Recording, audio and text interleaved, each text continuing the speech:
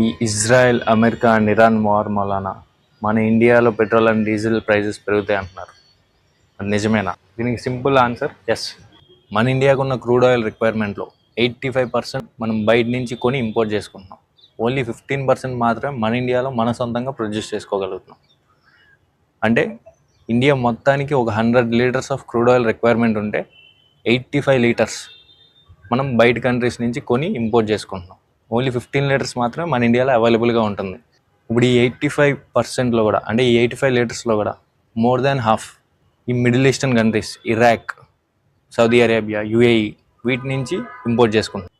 అక్కడి నుంచి ఇంపోర్ట్ చేసుకునేదంతా కూడా ఈ హర్మూజ్ కెనాల్ ద్వారానే ట్రాన్స్పోర్ట్ అయ్యి మన ఇండియాకి వస్తుంది. ఇప్పుడు ఇరాన్ మార్చ్ 2న ఈ హర్మూజ్ కెనాల్ని ఈ వార్ మూలన మూసేసింది. ఈ హర్మూజ్ కెనాల్ ద్వారా ఏ షిప్స్ అయినా వెళ్తే వాటిని కాల్ చేస్తామని చెప్తుంది. మనకు ఆ 45% ఏదైతే ఆగిపోయిందో, ఏదైతే సప్లై తగ్గిపోయిందో, ఆ తగ్గిన సప్లైని మన ఇండియా కవర్ చేసుకోవాలి.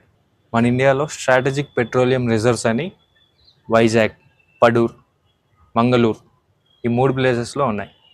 ఈ 3 ప్లేసెస్ మొత్తం కలిపి 39 million barrels of crude oil అనేది స్టోర్ చేశారు.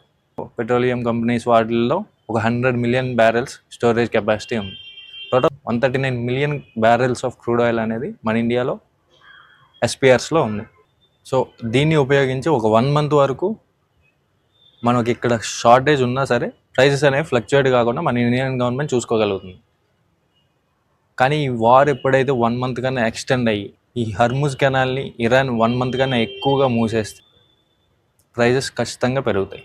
ప్రజెంట్ సిచ్యువేషన్లో అయితే అమెరికా ఈ వార్ అనేది 4 వీక్స్ కన్నా, అంటే 1 మంత్ కన్నా ఎక్కువే జరగచ్చు అని చెప్తున్నారు. ఇరాన్ కూడా మేము చర్చలు చెయ్యం, మేము యుద్ధానికి వెళ్తామని రెడీ అయ్యారు. సో వార్ అయితే కొనసాగిద్ది.